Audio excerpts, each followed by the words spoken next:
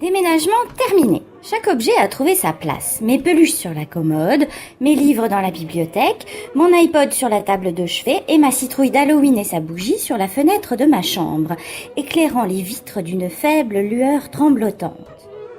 Je n'ai cependant pas encore de rideau pour me protéger des regards extérieurs. Maman a dit « On fera ça demain ». J'ai hâte d'être à demain car notre nouvelle maison est parfaite en tout point. Le seul reproche que je pourrais formuler, la plupart des fenêtres donnent sur le cimetière du village. Vous me direz, ça n'est pas un problème, les habitants des cimetières ont la réputation de ne pas être très bruyants. Oui, mais ce soir, c'est la nuit d'Halloween.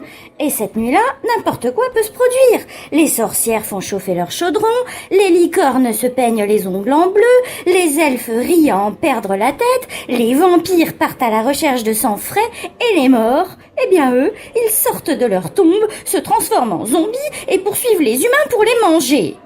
En frissonnant un tantinet d'angoisse, je fis fonctionner mon iPod et tombai sur un rythme endiablé de Zumba. Je mis donc en pratique la super chorégraphie apprise dans mon école. À la fin du morceau, j'eus soudain l'impression de ne plus être seule et d'être observée. Je me retournai d'un coup vers la fenêtre. Ils étaient là, ils étaient sortis de leur tombe et grattaient de leurs doigts décharnés aux vitres de ma chambre. D'autres s'agglutinaient aux porte-fenêtres du salon. Tous voulaient entrer chez moi. Mon Dieu, quelle panique! Non content de cogner aux portes et aux fenêtres, ils hurlaient autour de la maison. Zumba, Zumba, Zumba!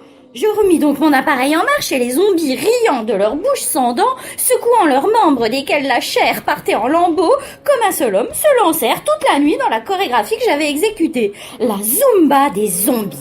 Aux premières lueurs de l'aube, tous disparurent en une seconde, comme dissous dans l'espace. J'aurais presque pu croire à un rêve cauchemardesque s'il n'y avait eu sur les vitres et les portes de profondes éraflures comme celles qu'auraient pu laisser des bêtes sauvages.